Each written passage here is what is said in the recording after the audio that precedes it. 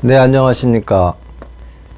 오늘은 기독교 문서선교회에서 출판된 1995년에 오래전에 출판된 책입니다.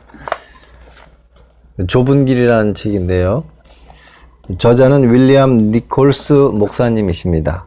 민병주 님이 번역을 하셨고요. 한국에는 95년도에 출간이 되었습니다. 지금은 절판이 돼서 책이 없습니다.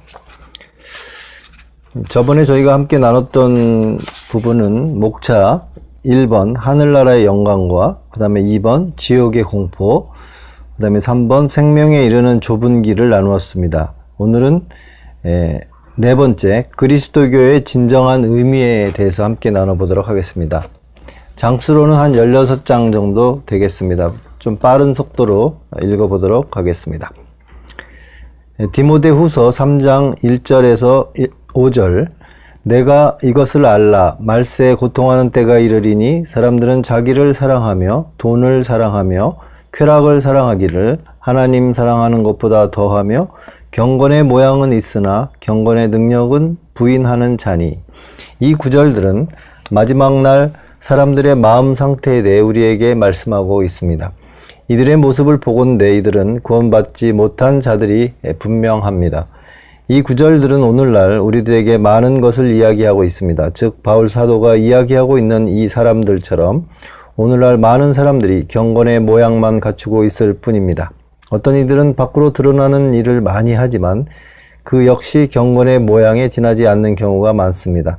경건의 모양을 가진다는 것은 무슨 뜻일까요? 존 길은 말하기를 신앙을 밖으로 과시하여 지극한 신심과 거룩함을 가장하며 경건의 가면을 쓰고 겉으로 의로움을 사람들에게 내보이는 사람들이 거기에 해당한다고 하였습니다. 그들은 하나님의 자녀인 듯이 보이며 그들 자신도 자기들의 거룩함에 대해 확신하고 있지만 사실은 전혀 그리스도인이 아닌 사람들입니다. 밖으로는 교회에서 가장 신앙이 좋은 것처럼 보일 수도 있으며 그리스도인 중에서 두드러져 보일 수도 있지만 그들의 마음은 하나님에 의해 바뀐 적이 없습니다. 찰스 브리지스는 잠언 강해에서 말하기를 우리는 영적인 교회에서 자주 이와 같이 전폭적이고도 말끔한 신앙 고백을 주위에 과시하거나 실은 자신을 속이는 자들을 보게 됩니다. 그는 웅대한 복음의 교의를 알고 있으며 그것을 자기의 신앙으로 고백하는 것이 자기에게 편리함을 알고 있습니다. 거저 주시는 은혜에 의한 구원이 그의 신조이며 그는 그 순수하고도 소박한 원칙을 위해 열심히 싸울 준비가 되어 있습니다. 그는 자기 자신이 건전한 교리와 비성경적인 교리를 정확하게 구분할 수 있다고 생각합니다. 구원에 의한 내면적인 증거를 찾는 것은 복음의 영광된 은혜를 모호하게 만들기 때문에 율법적이라고 생각합니다. 이 모든 것은 그 자신이 속아서 잠들어 있는 것을 숨기기 위한 것입니다. 그의 양심은 경건의 모양 속에 잠자고 있으며 그의 마음은 그 능력에 의해 전혀 아무런 영향도 받지 않는다 하였습니다. 통계 자료 믿을만 할까요? 다른 사람들이 속고 있을지 모른다는 데 대해 동의하실지는 모르지만 당신 자신에 대해서는 어떻습니까? 당신 자신도 그리스도와의 관계에 대해 속고 있을 가능성에 대해 기꺼이 검토하시겠습니까? 우리 세대는 그리스도에 대한 수많은 결신을 생산해냈지만 믿음을 위해 진정으로 열심인 사람은 많지가 않습니다. 통계적으로 그리스도교는 번성하고 있지만 나라마다 도덕적인 타락은 심각합니다. 우리는 어떻게 이런 통계를 도덕적 타락과 그리스도를 고백하면서도 거룩하지 못한 많은 사람들과 부합시킬 수 있습니까? 여름 성경학교나 단기 선교 훈련원, 전도단체, 부흥회, 그리고 대학 선교단체 등에서는 의례적으로 많은 사람들이 그리스도를 영접하는 성과를 거두었다고 발표를 합니다. 이러한 통계에 의혹을 제기하는 사람들에게는 정죄자 또는 이스라엘을 괴롭히는 자라는 눈총이 따릅니다. 그러나 이런 통계가 믿을만 할까요? 예수를 믿노라 말하는 사람이 과연 다 그리스도인일까요? 우리 시대의 선교 방법의 저자인 어네스트 라이싱거는 이와 같이 말하고 있습니다. 부흥의 등에서 앞으로 나아가는 것을 그리스도에게로 나아가는 것과 같다고 간주하여 생산된 엄청난 거짓 통계들은 교회나 사업계를 망라하여 그 전례가 없을 정도다. 오늘날 전도는 어떤 절차로 행해집니까? 회심할 가능성이 있는 사람에게 그들이 이 세상에서 행복한 삶을 살기 위하여 또 그들이 죽어서는 천국에 가기 위하여 알아야 될 하나님에 대한 몇 가지 사실들을 알려주는 것이 아닙니까? 그들이 지적으로 그 사실에 대해 동의하면 선교사나 전도자나 목사는 그들이 구원받았노라고 선포하고 다시는 자기의 구원에 대해 의심해서는 안 된다고 가르치는 것이 아닙니까? 그러나 이것이 예수를 믿는 것입니까? 그리스도교가 정말 그렇게 쉽습니까? 예수께서는 여러 번 반복하셔서 자기를 부인하고 자기 십자가를 지는 것에 대해 말씀하셨습니다. 그리고 말씀하시기를 그 길은 협착하여 찾는 이가 적다고 말씀하셨습니다. 복음주의 그리스도교는 하나님에게 영혼들을 인도하려는 열성이 지나쳐서 복음의 방법을 그저 믿기만 하라고 축소시켜 버렸습니다. 그들은 흔히 가르치기를 어떤 사람도 아무 때나 결신을 하든지 그리스도를 영접하면 구원을 받을 수 있다고 합니다.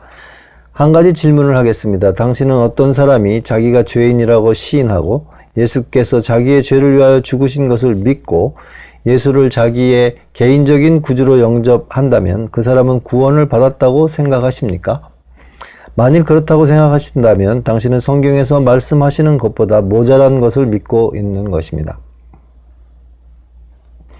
그리고 이것은 현 시대의 종교적 관습의 소산입니다. 예수께서는 단순한 구주가 아니십니다. 그는 부활하셔서 영광을 받으신 만물의 주님으로서 당신이 주님이신 예수께 기꺼이 복종하려 하지 않으신다면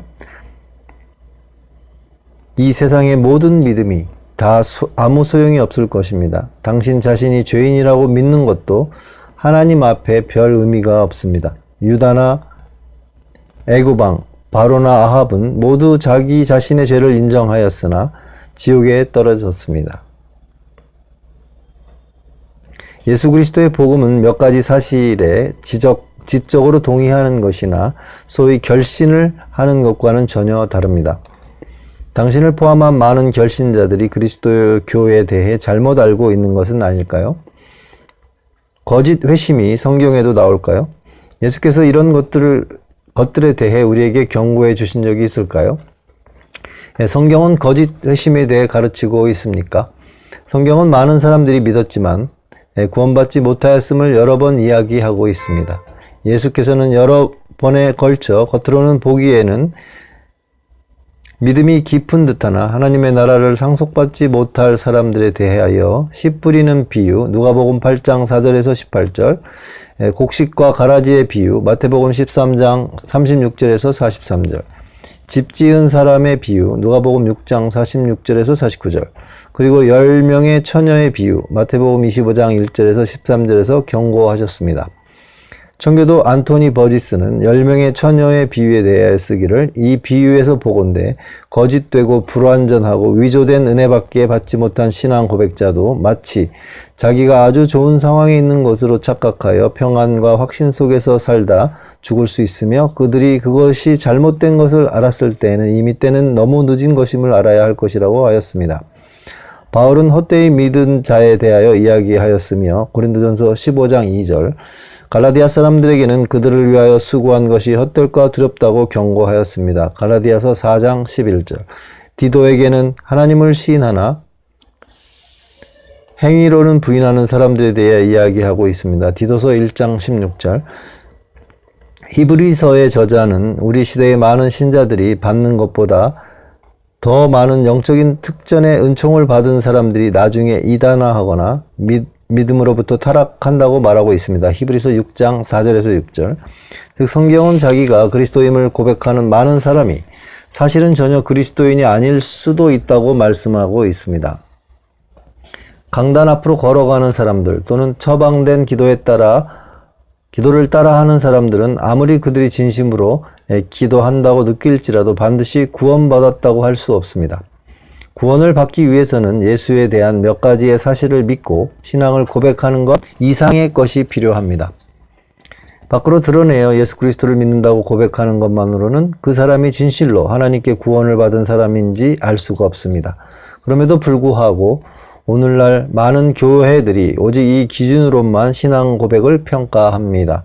부흥회의 상담사나 전도자나 텔레비전 전도사가 시키는 그 모든 것을 다 따라하고서도 여전히 길을 잃은 상태에서 지옥에 떨어질 수 있으며, 더욱이 자기가 죽을 때까지 전혀 아무런 눈치도 채지 못하고 마침내는 때를 놓치게 됩니다. 거짓 회심은 성경에서 말하였을 뿐 아니라 오늘날 대단히 흔하게 일어나고 있습니다. 옳은 행동, 나쁜 동기. 그러나 어떤 사람이 자기 마음으로부터 진지하게 구원을 받기 위해 기도하거나 하나님을 기쁘시게 할 것이라고 생각되는 일들을 하고서도 어떻게 지옥에 갈 수 있습니까? 비슷한 일들을 각기 다른 사람들이 했을 때 차이가 있을 수 있습니까? 그 대답은 그 사람의 마음속의 동기에 달려 있습니다. 중요한 것은 무엇을 하느냐가 아니라 왜 하느냐입니다. 그 일을 할 때 마음속 깊은 곳에 있는 진짜 이유는 무엇입니까? 당신의 동기는 무엇입니까? 왜 그 일을 하십니까? 사람의 행위가 자기 보기에는 모두 깨끗하여도 여호와는 심령을 감찰하시느니라. 잠언서 16장 2절입니다. 여호와는 심령을 감찰하시느니라. 이게 킹 제임스 버전에서는 The Lord weigh the spirits. 그러니까 주님은 그 영을 심령을 달아보신다. 이렇게 저울에 달아보듯이 잰다는 거죠. 그런 표현입니다. 감찰하신다는 뜻은요. 요한복음 12장 42절 43절에서는 예수를 믿은 관원들에 대해 이와 같이 이야기하고 있습니다. 관원 중에도 저를 믿는 자가 많되 바리새인을 인하여 드러나게 말하지 못하니 이는 출회를 당할까 두려워함이라. 저희는 사람의 영광을 하나님의 영광보다 더 사랑하였더라. 이 관원들은 분명히 믿었다고 기록되어 있으나 그들의 믿음은 머릿속에만 있었고, 따라서 그들의 행동은 하나님에게 인정을 받기보다는 사람에게 인정을 받기 위해 이루어졌던 것입니다. 그들은 사람을 기쁘게 하는 자들이요, 하나님의 칭찬보다 높은 사람으로서 받는 영예와 존경을 더 사랑하는 자들이었습니다. 이런 마음 상태에 있는 사람들에게 예수께서는 꿰뚫어 보시는 질문을 하셨습니다. 너희가 서로 영광을 취하고 유일하신 하나님께로부터 오는 영광을 구하지 아니하니 어찌 나를 믿을 수 있느냐. 요한복음 5장 44절입니다. 즉 예수께서는 하나님보다 사람을 더 중시하는 사람은 진정한 믿음을 가지기가 불가능하다고 잘라서 말씀하신 것입니다. 마음속의 동기는 중요합니다. 마음이 변화되지 않고서는, 그리하여 하나님을 어떤 사람이나 어떤 것보다 더욱 사랑하지 않고서는 마태복음 22장 36절에서 38절 어떠한 종류의 믿음이나 신조도 결함이 있으며 오히려 더욱 심한 정죄를 가져올 뿐입니다. 바리새인의 의로움. 예수님의 시대에 바리새인들은 신앙심이 깊고 종교적으로 열심인 것으로 평판이 나 있었습니다. 바리새인들이 존경의 대상이 되고 있었음은 예수께서 산상수훈을 말씀하실 때 마태복음 5장 20절 그들을 의로움의 척도로 사용하신 것을 보면 알 수 있습니다. 누가 그들보다 더 의로웠겠습니까? 그들은 기도했고 종교적인 의무에도 열심이었고 성경을 암송했고 열심히 개종자를 만들었고 외형상으로 율법에 복종하였습니다. 그러나 예수께서는 가장 심한 질책의 말씀을 바로 그들에게 하셨으며 그 이유는 그들이 많은 분야에서 외형적인 복종을 하였으나 속으로 그들의 마음이 썩어 있었고 그들의 동기는 불순하였기 때문입니다. 바리새인들이 신앙의 열성이었던 동기는 무엇입니까? 그들은 모든 행위를 사람에게 보이고자 하나니 잔치의 상석과 회당의 상자와 시장에서 문안받는 것과 사람에게 랍비라 칭함을 받는 것을 좋아하느니라. 마태복음 23장 5절에서 7절. 바리새인들은 신앙을 자기들을 높이고 자기들의 이기적인 목적을 달성하는 데 썼습니다. 그들에게 있어서 종교란 자기를 추켜 세우고 하나님으로부터 그들이 원하는 것을 이끌어내는 수단에 불과하였습니다. 그들은 하나님을 자기 목표를 달성하는 수단으로 썼습니다. 그것을 밖에서 볼 수 있었을까요? 그렇지 않습니다. 예수님께서도 말씀하시기를 너희도 겉으로는 사람에게 옳게 보이되 마태복음 23장 28절이라고 하셨습니다. 보통 사람으로서는 바리새인이 속으로 썩었으며 지옥으로 향하여 가고 있음을 알 수 없었습니다. 이 모든 것을 종합하여 볼 때 다음 결론을 내릴 수 있습니다. 첫째, 예수를 믿는 사람도 길을 잃고 지옥에 떨어질 수 있습니다. 둘째, 하나님의 법을 따라 살고 겉으로 보기에 하나님을 순종하는 사람도 사실은 하나님을 섬기는 것이 아니라 자기 자신을 섬기고 있을 수 있습니다. 세 번째, 마음속으로 자기 자신을 추켜 세우려는 동기를 가진 사람은 구원을 받을 수 있도록 복음을 믿을 수 없습니다. 아더 핑크 목사님은 바리새인들의 신앙을 세 가지로 특징 지었습니다. 첫째, 그들의 의로움은 겉으로 드러나는 것에 국한되어 있었으며 율법의 특정 부분에 의한 외형적 준수로 이루어져 있었습니다. 둘째, 그들은 하나님의 율법을 부분적으로 지켰으며 율법의 의식적인 규례를 도덕적인 요건보다 훨씬 더 강조하였습니다. 셋째, 그들의 행위는 그릇된 원칙에서 나왔습니다. 즉 하나님의 영광보다는 자신들의 이익이 주된 동기였습니다. 여기서는 세 번째 항목에 대해 생각해 보기로 하겠습니다. 자기를 위한 종교.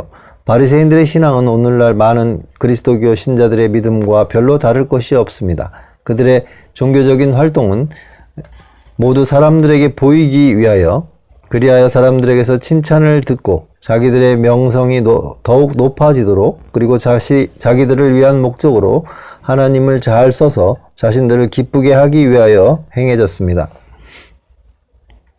그러나 성경은 우리가 우리를 기쁘게 하기 위하여 산다면 우리는 하나님을 기쁘시게 할 수가 없고 하나님을 섬길 수 없다고 말씀하고 있습니다. 예수님께서는 한 사람이 두 주인을 섬기지 못할 것이니 마태복음 6장 24절 하나님의 왕국에 속하지 아니하고 마귀의 왕국에 속한 사람들은 자만심, 독선, 이기심, 자기 하고 싶은 대로 하려 하는 것 등의 특징을 가집니다.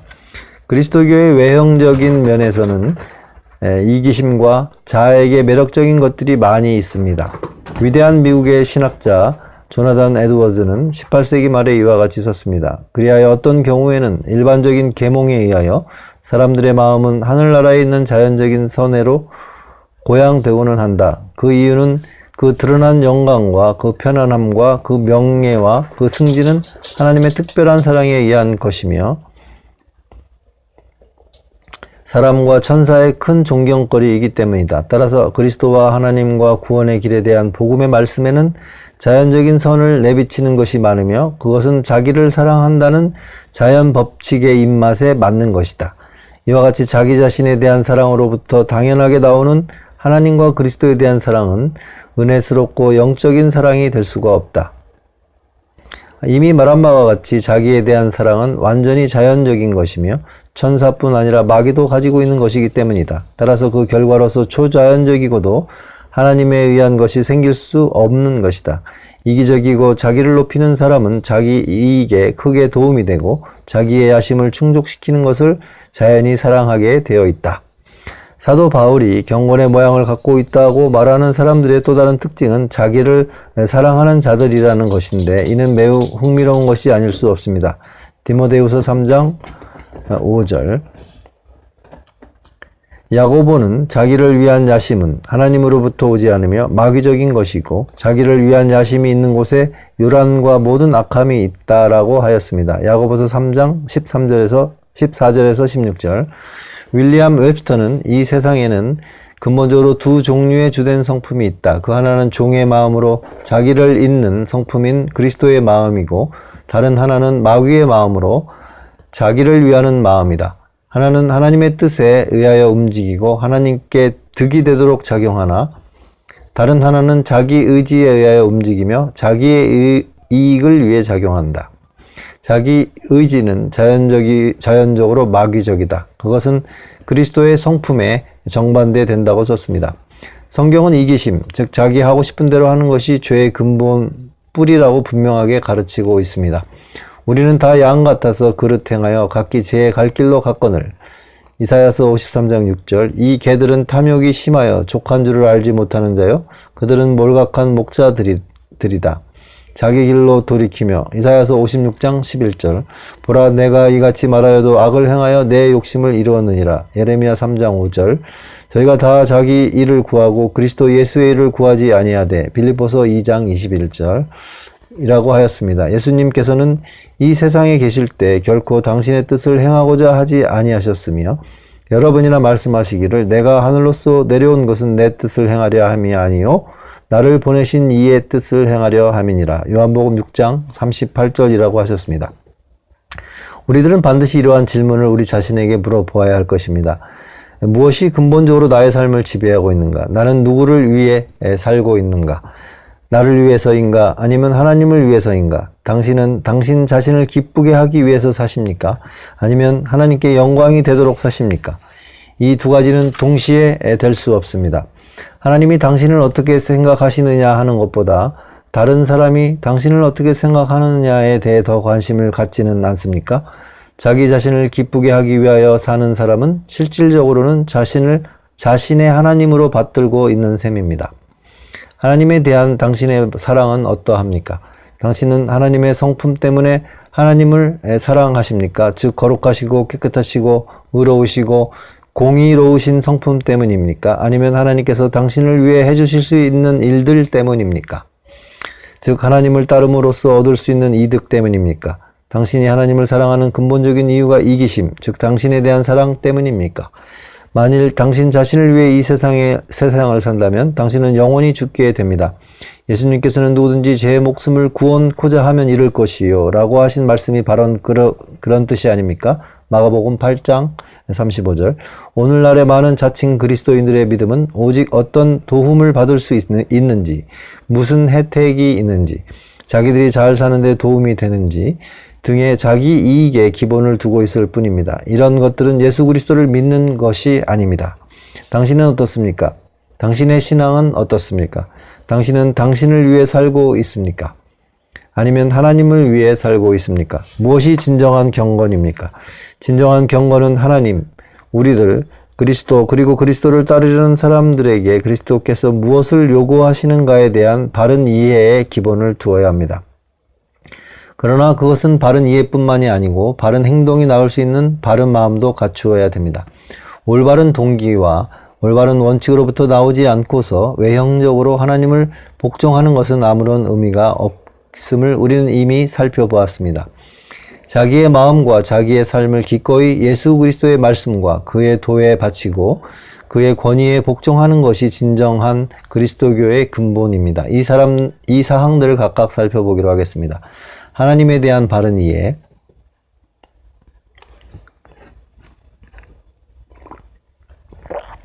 하나님에 대한 바른 이해는 우리가 하나님을 아는 데 가장 근본이 됩니다.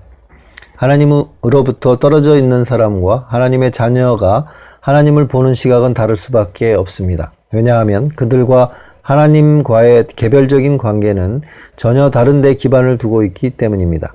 하나님의 자녀인 사람들은 하나님을 사랑이 많으신 아버지로서 보지만 하나님으로부터 떨어져 있는 사람은 그 죄를 용서받은 적이 없기 때문에 죄를 용서받음으로써 하나님을 아버지라고 부를 수 있는 권리가 없습니다. 사람의 자녀도 그들의 아버지를 자기가 모르는 타인과는 다르게 봅니다. 마찬가지로 구원받지 못한 사람은 하나님을 모르며 하나님으로부터 격리되어 있고 하나님의 가족들이 갖는 권리와 특전을 주장할 수가 없습니다. 당신 자신 또한 대단히 종교적으로 열성이 있기는 하지만 실제로는 구원받지 못하였을 가능성에 대해 숙고해 보시기 바랍니다.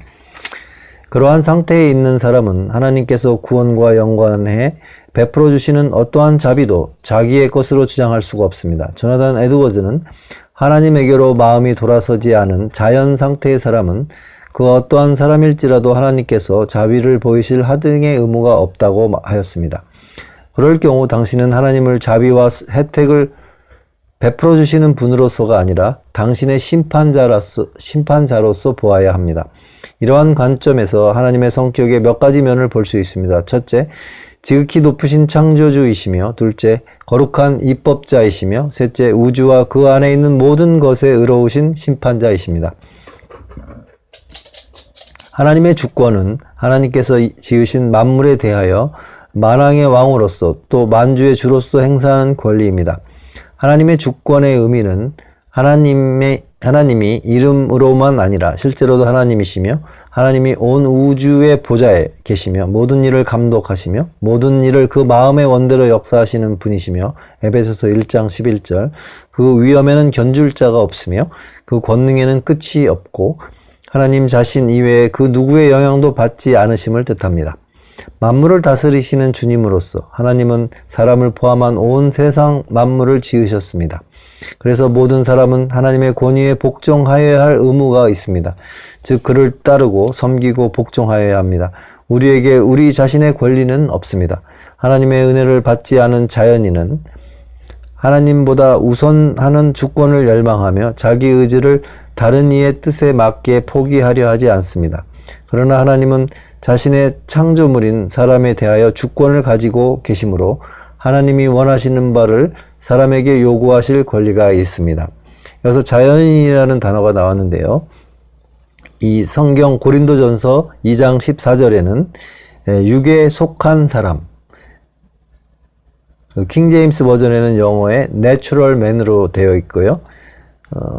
다른 NIV 성경에는 the man without the spirit, 성령이 함께하지 않는 사람 이렇게 되어 있습니다.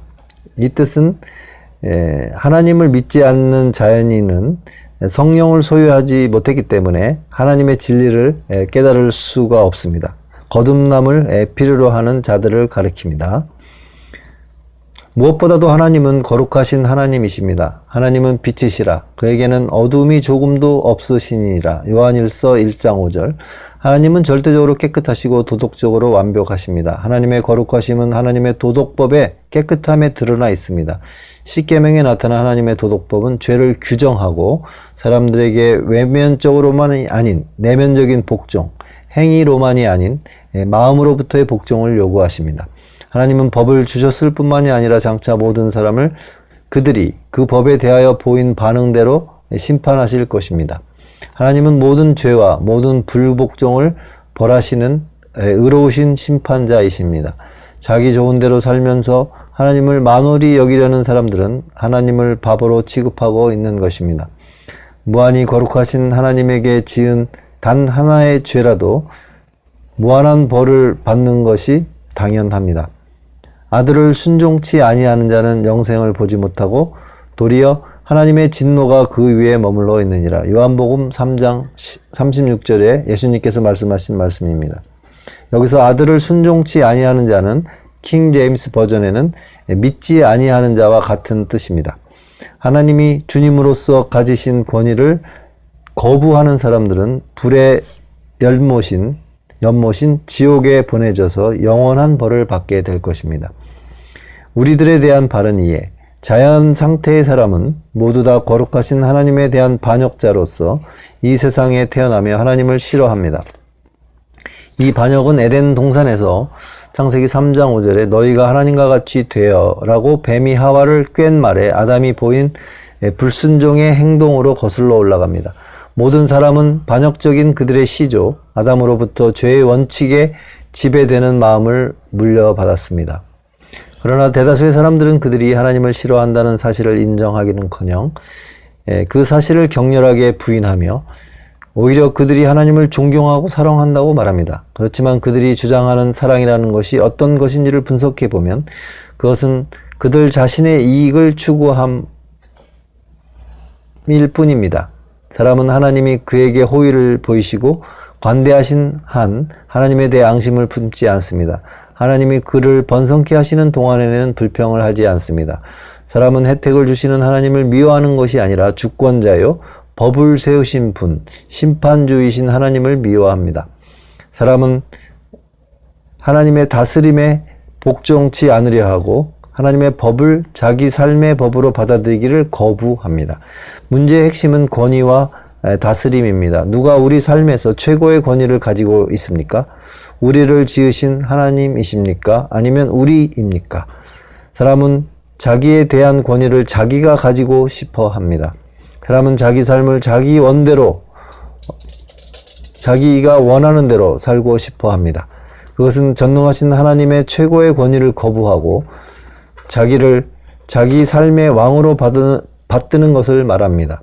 즉 자기가 자기에게 하나님이 되는 것이며 우리의 행동은 우리의 이기적인 욕망으로부터 지시를 받습니다.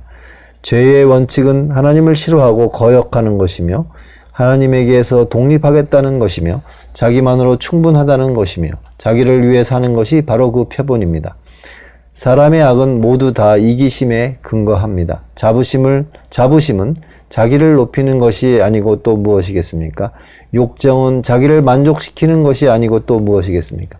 하나님을 떠나는 것은 자기 삶을 자기가 다스리겠다는 것이 아니고 또 무엇이겠습니까? 권력을 잡고 싶어하는 것은 남들 위에 자기가 올라가겠다는 것이 아니고 또 무엇이겠습니까? 거짓말은 자기를 보호하거나 자기 목적을 달성하기 위한 수단이 아니고 또 무엇이겠습니까? 자만심은 자기 삶에 하나님이 필요 없다는 선언이 아니고 또 무엇이겠습니까? 우리가 하나님의 법의 그 의로우신 요구를 들을 때 하나님의 법을 우리의 죄를 우리에게 밝혀주십니다. 어떤 말씀은 듣고 어떤 말씀은 거역하는 것은 바로 반역자의 마음을 드러내는 것입니다. 즉 그런 것은 자기의 이익을 위해 행동하는 것입니다. 하나님께서는 말씀하시기를 너는 나 외에는 다른 신들을 내게 있게 말지니라. 내 이웃에 대하여 거짓 증거하지 말지니라. 도적질하지 말지니라. 간음하지 말지니라. 출애굽기 20장. 예수님께서는 산상수훈에서 하나님의 법의 의미를 밝혀주실 때 말씀하시기를 마음으로 화를 내는 것은 살인과 같고 마음속의 정욕은 간음과 같다고 하셨습니다. 야고보는 단 하나의 죄, 단 한 번의 화냄, 단 하나의 사악한 욕망이 곧 하나님의 모든 법을 어긴 것과 같다고 하였습니다.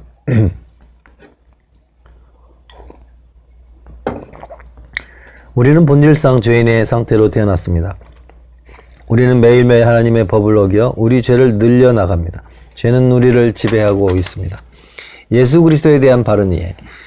그리스도는 하나님의 구속 사업의 중심 인물이십니다.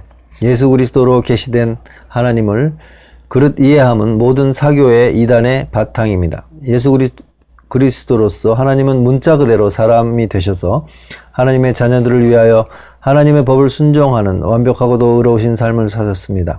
법을 완전히 순종하신 뒤에 그리스도께서는 죄인들을 위하여 죽으셨습니다. 하나님의 정의는, 공의는 반드시 만족되어야 합니다. 하나님의 법에 거역하는 죄는 반드시 죽음이라는 벌을 받게 되어 있습니다. 죄의 삭은 사망이다. 로마서 6장 23절. 예수님께서 죽으셨을 때 그는 죄에 대한 하나님의 진노와 노여움과 벌을 감당하셨습니다. 그리스도께서는 죄에 대한 희생으로서 죽으셔서 하나님의 정의로우신 공의로우신 요구를 만족시키셨고 죄에 대한 벌을 친히 감당하셨습니다. 죄인들을 위하여 죽으신 지 사흘 뒤에 예수께서는 죽은 자들 가운데서 살아나셨습니다. 예수를 따르는 무리들에게 40일 이상 나타나신 뒤에 예수님께서는 하늘로 올라가셔서 만물의 왕, 만물의 주로서 모든 것을 주관하고 계십니다. 예수 그리스도는 어떤 분이십니까? 그는 부활하셔서 영광을 받으신 온 우주의 주님이십니다. 예수님께서는 우리가 그의 말씀을 우리 삶의 원칙으로서 받아들여 복종하고 거룩한 삶을 삶으로써 그의 말씀 모두에 순종할 것을 요구하십니다. 우리들의 죄가 우리 삶의 모든 분야를 더럽히고 우리들 자신을 위해 살게 하고 그리스도의 죽음을 계속 죄에 빠져 사는 사람을 구원하기 위한 응급 조치쯤으로 여겨 그의 죽음을 평가절하하게 하는 그런 지배력을 가진 부패한 원칙임을 그대로 인정하고 그의 심판에 복종할 것을 요구하십니다. 우리 자신을 부인하고 우리의 삶의 절대적인 주님으로서 그에게 복종하여 그가 이끄시는 곳이라면 그곳으로 인하여 친구, 가족, 땅, 재산, 자유, 심지어 생명을 잃는 한이 있더라도 기꺼이 따르려 하여야 함을 요구하십니다. 예수님의 뜻이라면 죽음을 무릅쓰고 따라야 함을 요구하십니다. 예수님에 대하여 당신도 이와 같이 알고 계십니까? 많은 사람들이 예수의 죽음으로 인한 혜택과 죄를 용서받기를 원하지만 그들의 삶의 모든 분야에서 예수님을 주님으로서 기꺼이 복종하려 하지 않습니다. 즉 예수를 구주로서만 영접하는 것은 충분하지 않은 것입니다. 그는 주님이십니다. 그에게 주님으로서 복종하지 않는 사람은 그를 구주로 맞을 수가 없습니다. 그리스도를 주님으로 복종하여야만 죄를 용서받을 수 있습니다. 자기를 부인하는 것과 하나님의 영광, 예수님께서는 그를 따르려는 사람들에게 어떤 요구를 하십니까? 예수께서는 그를 따르려 하는 사람들에게 아무든지 나를 따라오려거든 자기를 부인하고 자기 십자가를 지고 나를 쫓을 것이니라 라고 하셨습니다. 마태복음 16장 24절, 마가복음 8장 34절, 38절, 누가복음 9장 23절, 25절, 마태복음 10장 37절에서 39절, 누가복음 14장 25절에서 33절. 그들 자신을 부인하여야 할 함을 반복하여 말씀하셨습니다. 이기적인 것, 즉 자기를 위해 사는 것이 죄의 본질임을 살펴보았습니다. 예수께서 사람들에게 자기를 부인하라고 요구하실 때 예수님께서는 우리 영혼에 있는 죄의 핵심을 찌르고 계시는 것입니다. 복음의 말씀 중에서 자기를 부인하라는 말씀보다 더 절박한 것은 없습니다. 어떤 나라 사람이 다른 이웃 나라에 가서 그 나라 왕의 머리에서 왕관을 내팽겨 쳤다면 큰 소동이 벌어지지 않겠습니까? 마찬가지로 자기라는 왕, 자기라는 신이 공격받을 때 자연 상태의 사람의 영혼에서는 자기 자신의 부패함을 놓치지 않고 자기의 신격을 빼앗기지 않으려고 얼마나 큰 소동이 벌어지겠습니까? 그렇다면 자기를 부인하는 것은 어떤 것입니까? 자기 부인은 우리 삶의 주인으로서 자기의 주권과 통치권을 포기하는 것입니다. 그것은 그리스도를 위해 모든 것을 버리는 것입니다. 숨겨진 정욕과 죄를, 세상과 세상이 제공하는 모든 것들을, 그리고 나를 위해 나를 기쁘게 하기 위해 살던 삶을 버리는 것입니다. 그리스도보다 더 사랑하는 것이 없도록 모든 우상을 하나도 남김없이 버리는 것입니다. 자기 부인에 대하여 토마스 후커는 17세기에 이와 같이 말했습니다. 자기를 부인하는 것은 당신이 생각하고 있는 것보다 어려운 일입니다. 단순히 몇몇 이권과 쾌락을 포기할 뿐 아니라 삶을 부정하고 모든 것을 부정하여야 합니다. 기꺼이 주 예수를 위하여 감옥에 갇힐 뿐 아니라 죽기도 하며 어떠한 고통이라도 받아야 합니다. 자기를 부인하는 것은 쉽지 않습니다. 당신은 당신의 생명, 당신의 자유, 당신의 땅, 당신의 생계를 부정할 수 있습니까? 감옥에 가는 것이 쉽습니까? 당신의 마음속에 감춰진 정욕을 버리는 것이 쉽습니까? 그리스도인이 되기란 쉽지 않다는 것을 알아야 합니다. 그러나 이러한 자기 부인에는 온당한 목적이 있어야 합니다. 예수님께서는 마가복음 8장 35절에서 누구든지 나와 복음을 위하여 제 목숨을 잃으면 구원하리라 라고 하셨습니다. 예수님께서 나를 위하여라 하신 것은 주의하시기 바랍니다. 자기 부인에서 가장 중요한 것은 주 예수 그리스도의 뜻과 이익과 그가 중요시하는 일들을 위하여 우리 자신의 의지를 포기하고 버리는 것입니다. 자기가 부인될 때야 비로소 예수님께서 우리의 으뜸 가는 사랑과 신뢰와 믿음과 의지의 대상이 되십니다. 자기가 있었던 자리에 그리스도께서 주인이 되시는 것입니다. 이러한 자기 부인과 회개라는 복음적인 의무의 근본적인 성격을 설명하시기 위해 예수님께서는 눈을 빼어버리고 손을 찍어버리라는 비유의 말씀을 하셨습니다. 왜냐하면 이와 같은 자기 부인이야말로 회개의 기본이기 때문입니다. 그것은 죄와 자기로부터 돌아서서 그리스도 안에서 하나님을 향하고 이제는 예수를 위하여 살며 삶의 최고 목적이 예수님의 뜻과 같아지는, 즉 하나님을 영광되게 하는 것이 되는 것입니다. 현대의 신학은 근본적으로 하나님이 사람에게 혜택을 주시기 위해 계신다고 가르칩니다. 그러나 그것은 사실이 아닙니다.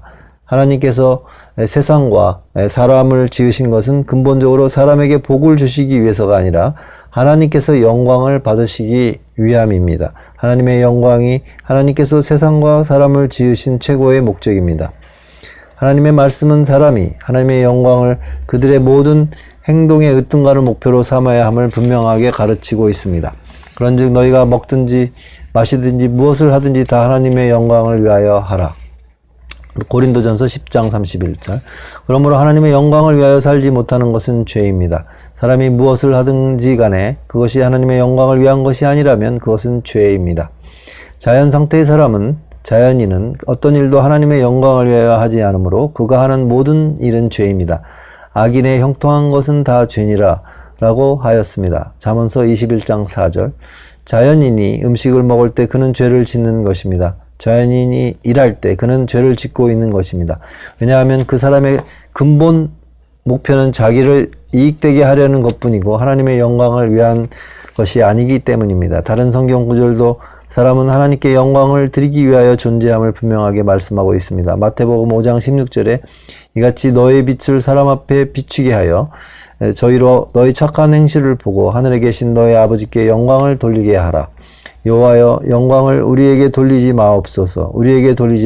오직 주의 인자하심과 진실하심을 위하여 인하여 주의 이름에 돌리소서. 시편 115편 1절. 만일 누가 말하려면 하나님의 말씀을 하는 것과 같이 하고 누가 봉사하려면 하나님의 공급하시는 힘으로 하는 것과 같이 하라. 이는 범사에 예수 그리스도로 말미암아 하나님이 영광을 받으시게 하려 함이니 그에게 영광과 권능이 세세에 무궁토록 있느니라. 베드로전서 4장 11절. 청교도 리차드 박스터는 사람이 하나님의 영광을 추구하지 않는 진짜 이유에 대해 말하기를 자부심은 사람들에게 자기의 선함과 자기의 가치를 하나님 위에 놓거나 하나님에 대항하도록 만든다. 그리하여 스스로를 자기 삶의 궁극적인 목표로 만든다. 그래서 요즘 어떤 사람들이 감히 가르치듯이 사람의 으뜸가는 목표는 자기 자신이며 하나님은 사람의 으뜸가는 목표가 될 수 없고 그래서도 안 된다는 것을 실천한다. 마치 우리가 우리의 창조자를 위하여 지어지지 않고 우리 자신을 위하여 만들어지기나 한 것처럼 자부심도 자만심도 하나님을 중요시하나 그것은 마치 그들의 행복을 위하여 그들의 음식, 건강, 쾌락을 중요시하는 것과 다르지 않다. 하나님을 자기보다 사랑하지도 않고 자기 삶의 으뜸가는 목표로서 받들지도 않는다. 그들은 자기를 하나님보다 훨씬 더 사랑하는 것이다 라고 하였습니다. 하나님의 영광을 위하여 자기를 부인할 때 비로소 인간은 본래의 목적인 살아계신 하나님의 종이 되는 것입니다. 예수님께서 이 땅에 계셨을 때 바로 그런 성품을 가지셨습니다. 그는 오히려 자기를 비워 종의 형체를 가지셨던 것입니다. 빌립보서 2장 7절. 예수님께서 사람들에게 자기를 부인하고 자기 십자가를 지고 나를 쫓으며 자기를 위하여 살지 말고 하나님을 위해 살라고 말씀하셨습니다. 우리가 우리들 자신을 위하여 산다면 우리를 지으신 궁극적인 목표, 즉 하나님의 영광을 위하여 살아야 하는 원칙을 어기게 됩니다. 그리스도를 위하여 자기를 부인하지 않는 사람은 그의 제자가 될 수가 없습니다. 자기를 부인하라고 말씀하셨을 때 그가 가진 모든 것을 포기하지 않는 사람은 그리스도를 따르는 사람이 아닙니다. 그리스도보다 다른 것을 더 사랑하는 사람은 그리스도인이 아닙니다. 이보다 더 쉽고 더 값싸게 그리스도를 따를 수 있는 길은 없습니다. 그리스도는 마음과 의지와 삶을 완전히 바칠 것을 요구하십니다. 여기에서 조금이라도 모자라는 것은 안 됩니다.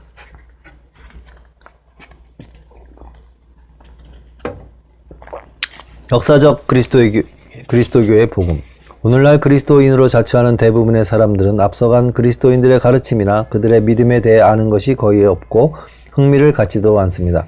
그들은 존 버전이나 조나단 에드워드의 이름을 들었을지 몰라도 그들의 신학이 어떠했는지는 잘 모릅니다. 이것은 슬픈 일입니다. 교회 역사에서 성령께서 어떻게 하나님의 사람들을 이끄셨는지를 생각하고 우리 시대의 가르침이 그들의 가르침과 어떻게 비교되는지를 보는 것은 현명한 일입니다.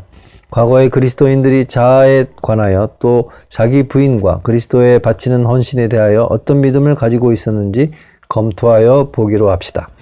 토마스 후커는 뉴 잉글랜드 지방의 청교도 지도자 중 한 사람이었습니다. 1640년에 그는 그리스도인에게 가장 중요한 두 가지의 가르침이라는 책을 썼는데 그 안에서 자연 상태의 사람에 대해 다음과 같이 말했습니다.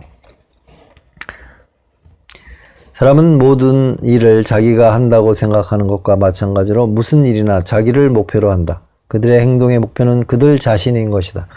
그들은 이기심과 죄에 충성을 다하고 하나님을 복종하려 하지 않는다. 따라서 모든 것이 자기를 위하여 이루어진다. 따라서 자연 상태의 사람은 자기밖에는 없으며 이것은 매사에 마찬가지다. 사람은 자연적으로 눈이 먼 상태이므로 자기에게 공이 돌아오는 것과 자기가 남보다 잘 되는 것을 으뜸가는 손으로 생각한다. 이것이 바로 우리가 우리 자신을 우리의 하나님으로 만드는 이유이다. 이렇게 사람은 자기를 모든 것 위에 올려놓음으로 자기가 하나님이 되는 것이다. 사람들은 은혜를 받고 싶어하고 구원을 받고 싶어하지만 그리스도께서 말씀하신 조건대로 은혜 받고 구원받기는 싫어한다. 자신을 부인하려 하지 않는다.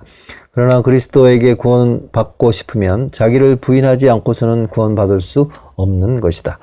오늘날 좋은 번역은 성경 다음으로 많이 팔린 책인 철로 역정의 저자로 알려져 있습니다. 그에 져서 예수 그리스도에게로 오라 에서 말하기를 그리스도에게로 오는 데에는 그를 위해 정직하고도 진지하게 모든 것을 버리는 것이 따른다. 무릇 내게 오는 자는 자기 부모와 처자와 형제와 자매와 및 자기 목숨까지 미워하지 아니하면 능히 나의 제자가 되지 못하고 누구든지 자기 십자가를 지고 나를 쫓지 않는 자도 능히 나의 제자가 되지 못하리라.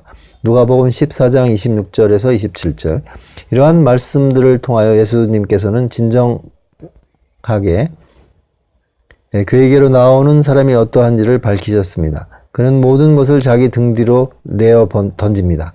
그가 예수 그리스도께로 나와오는데 방해되는 것은 모두 떠나보내고 모두 버리고 모두 미워합니다라고 하였습니다. 데이빗 클락스는 위대한 존 오웬의 동료였으며 그가 죽은 뒤에 그의 교회에서 목사로 봉직하였습니다.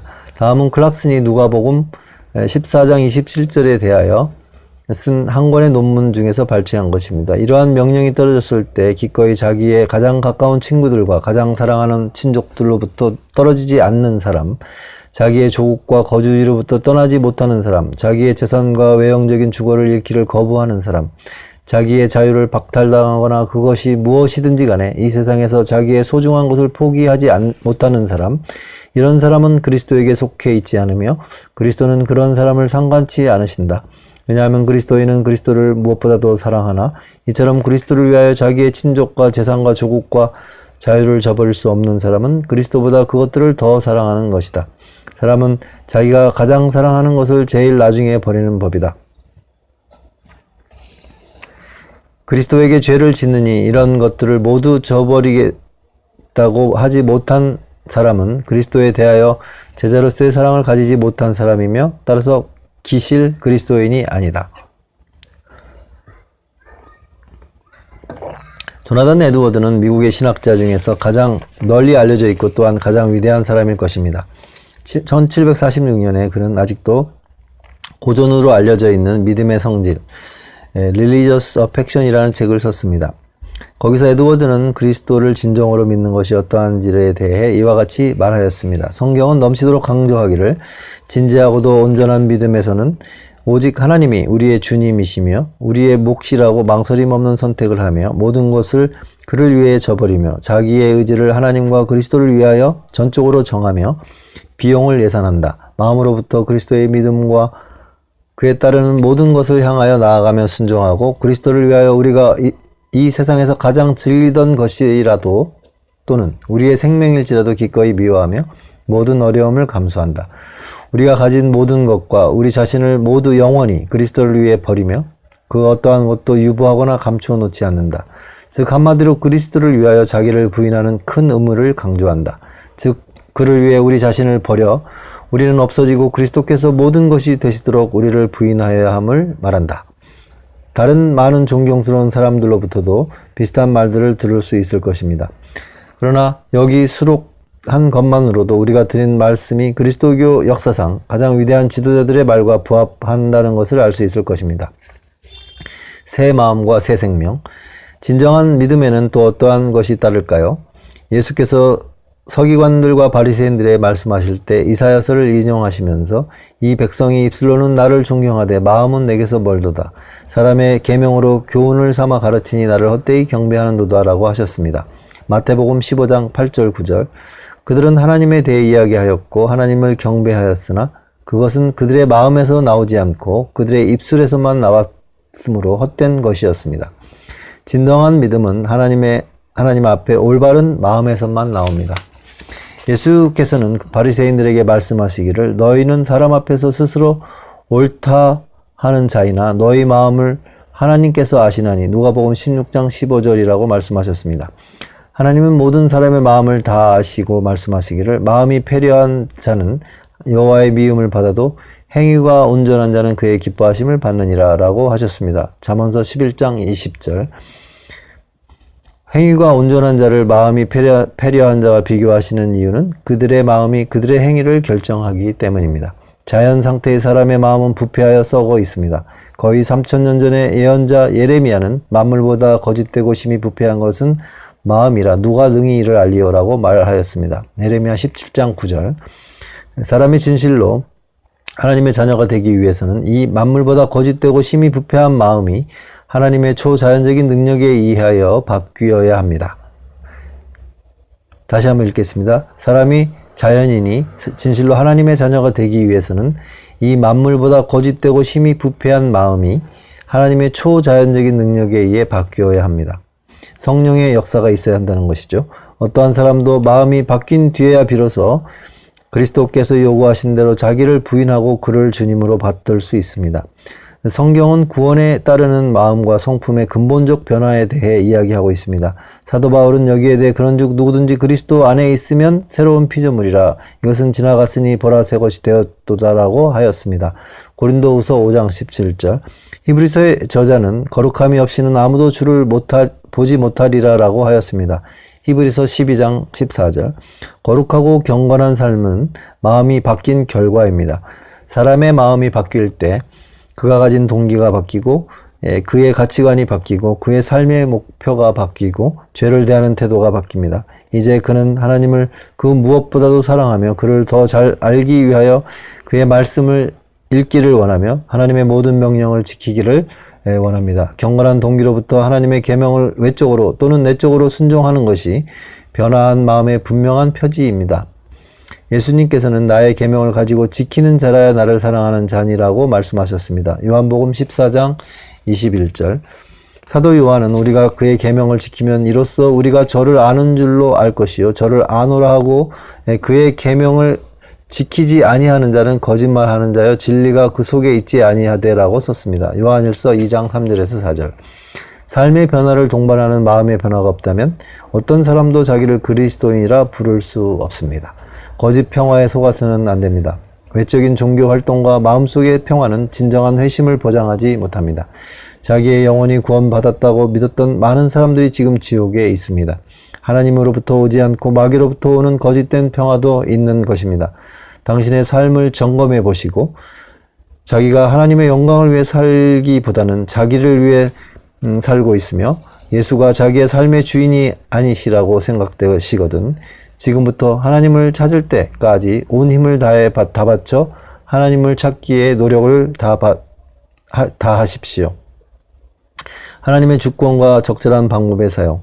만일 당신이 진실로 하나님을 찾기를 애원한다면 오직 하나님만이 당신의 마음을 바꾸셔서 당신을 구원하실 수 있음을 알아야 합니다. 당신이 교단 앞으로 걸어 나갔다든지 미리 정해진 기도를 되풀이 하였다든지 결신을 하였다든지 하는 따위의 희망을 걸어서는 안 됩니다. 이러한 것으로 당신의 마음은 바뀌지 않습니다. 당신의 유일한 희망은 하나님 안에 있으며 그가 당신에게 자비를 베푸실 것입니다. 하나님은 내가 긍휼히 여길 자를 긍휼히 여기고라고 하셨습니다. 로마서 9장 15절. 희망은 당신 자신의 또는 당신이 한 어떤 행동에 또는 그리스도인이 되고 싶은 당신의 소망에서 찾아질 수 없습니다.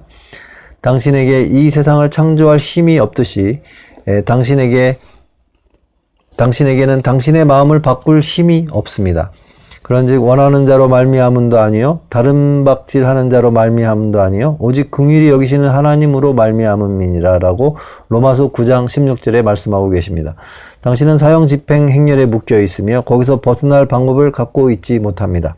하나님께서 당신에게 자비를 보이기로 하시지 않는 한 당신은 영원히 길을 잃게 될 것입니다.